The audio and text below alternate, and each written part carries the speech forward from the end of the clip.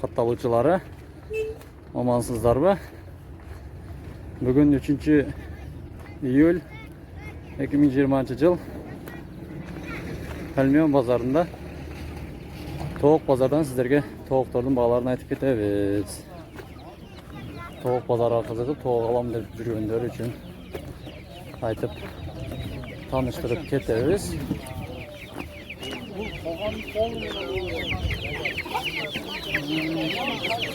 Assalamu alaikum. Qanchadan kelib çocuklar?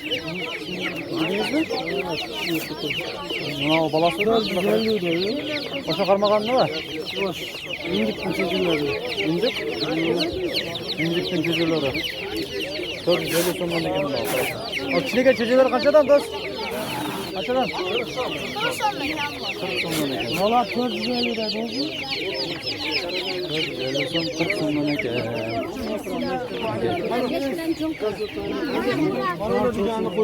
Mana gençe? Keçiles ekan?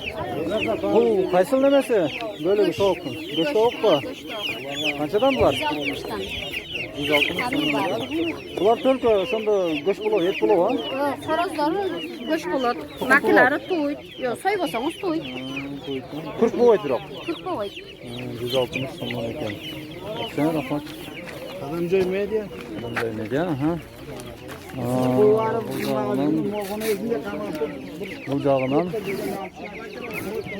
oz kelgan o'sha to'g'ri bugun. Seniki do'st bular? Qanchadan? Qaysin sana onasi? Xo'rozdimi?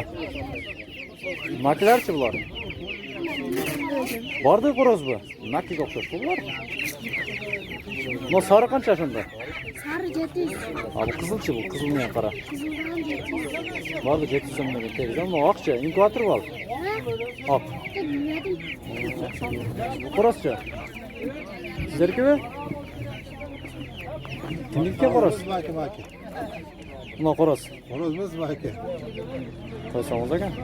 Horoz o'tiradi. Yo'q, horoz desin maka deb. Ya maki bol. Qancha? Xo'roz o'xshash maka. 800. Yaxshi. Qo'yon keldi bugun do'st. Qo'yon chiqdi. Sotlayapti. 300 lira indir. Qo'yon yo'q ekan qo'yon. Qo'yonlar yo'q.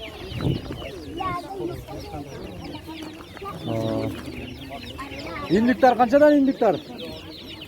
Qanchadan ekan? Munduklarda aytib qo'yaman aka.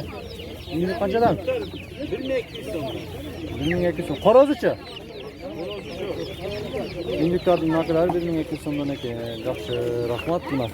To'q bozor deb to'q bozorga keldik. Biroq to'q bozorda to'qlar yo'q ekan.